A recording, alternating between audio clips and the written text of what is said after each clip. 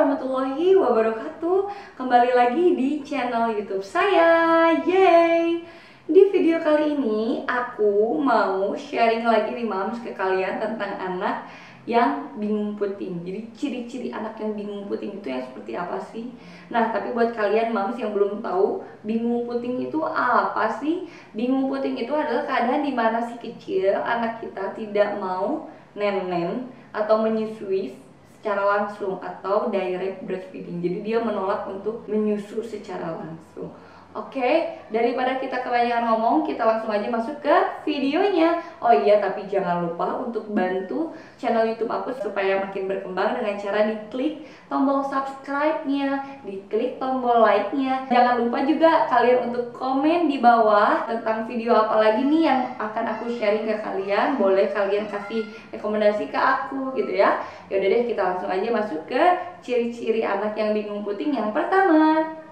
Ciri-ciri anak yang bingung puting yang pertama adalah ketika anak sedang menyusu, itu si anak itu selalu mendorong lidahnya ke atas kayak gitu ketika anak sedang menyusu gitu ya. Jadi dia tuh selalu mendorong lidahnya ke atas itu gitu, gimana sih, ngerti gak sih? Dan itu tuh kerasa di kitanya pun bikin ngilu ya, bikin sakit gitu. Jadi ketika anak itu sedang menyusu di kita, itu ada dorongan lidah ke atas gitu loh ketika dia sedang mengisap gitu ya. Jadi kayak gitu loh, ketika ngenyot tuh ada gerakan lidah mendorong ke bagian atas gitu.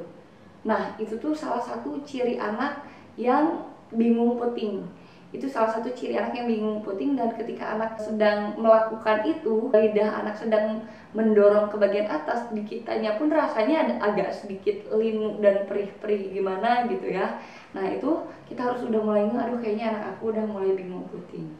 Nah, ciri-ciri yang kedua anak kita mengalami bingung puting adalah mulut anak kita mendorong si payudara. Jadi ketika kita mau kasih nenen kita, tiba-tiba ada kayak gerakan mendorong dari bibirnya, itu kayak seolah-olah penolakan gitu dari dia, kayak nggak mau nenen ini gitu. Nah, kayak gitu. Jadi ketika kita kasih nenen kita, jadi kayak si mulut itu kayak ada mendorong gitu, kayak menolak gitu. Nah, itu juga ciri-ciri bayi yang mengalami bingung puting. Kita lanjut ke ciri-ciri yang ketiga adalah bayi tidak membuka mulut bagian bawahnya secara lebar. Jadi biasanya kalau bayi yang tidak bingung puting, ketika kita sodorin nenennya, kita sodorin puting kita ke mulutnya, biasanya langsung.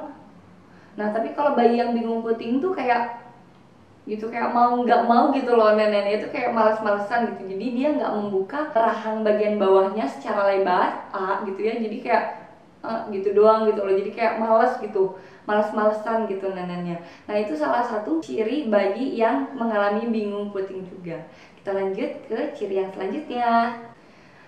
Ciri-ciri yang keempat bayi mengalami bingung puting adalah si bayi itu menghisap tuh hanya bagian putingnya aja, enggak dengan si areolanya. Jadi si bayi itu hanya menghisap bagian putingnya saja, tidak dengan bagian hitam yang ada di sekitar puting atau areolanya. Jadi hanya menghisap putingnya saja, jadi bagian areolanya dia nggak dihisap juga. Padahal pelekatan yang baik itu adalah ketika bayi itu menghisap juga dengan bagian hitam yang ada di sekitar puting atau areolanya gitu. Tapi ketika bayi mengalami bingung puting, bayi hanya menghisap bagian putingnya aja, dan itu tuh bikin lecet. Jadi kayak misalkan ada yang suka ngeluh juga, ini kenapa ya nenen aku tuh kalau di nenenin tuh perih gitu, berdarah. Nah, itu karena pelekatannya juga yang kurang tepat gitu. Makanya kita sebagai orang tua ketika tahu bayi kita menghisap putingnya saja, itu tuh nggak benar dan bikin puting kita sakit, maka kita harus cepat-cepat memperbaikinya gitu ya, karena akan mempengaruhi produksi ASI juga kalau pelekatannya tidak baik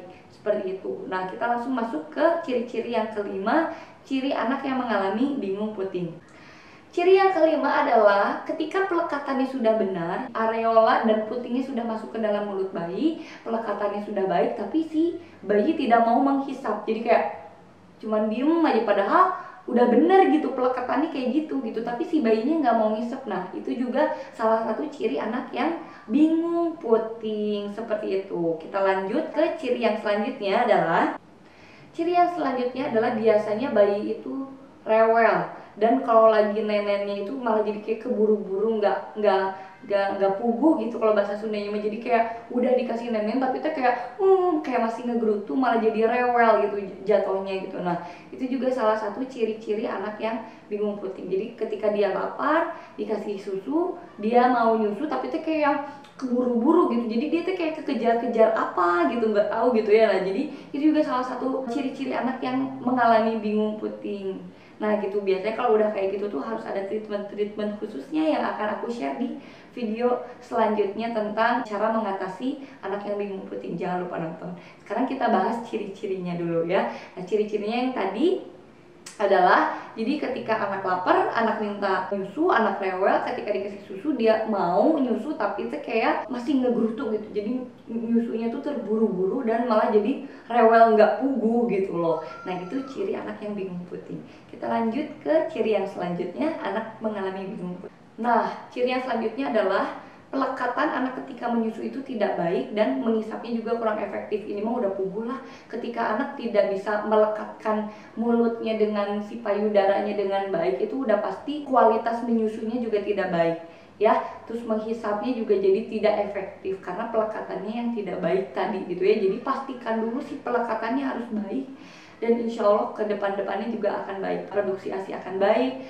nenek akan baik, menghisapnya akan baik. Yang penting itu kunci pertamanya adalah pelekatannya harus baik, seperti itu. Lanjut ke ciri yang terakhir, anak mengalami bingung puting adalah bayi benar-benar menolak menyusu. Jadi ketika dikasih susu kayak udah nangis aja, nggak mau gitu. Dikasih permen udah aja nggak mau gitu. Nah itu udah pasti anak mengalami bingung puting. Kalau yang tadi ciri-ciri di atas kan kayak anak masih mau nempel, masih mau, cuman gak mau ngisep, anak masih mau disodorin tapi mendorong gitu. Nah kalau ciri yang terakhir tuh kayak anak tuh udah bener-bener nolak aja gitu, dikasih nenek tuh kayak udah gak mau aja gitu. Nah itu udah bener-bener anak mengalami bingung puting.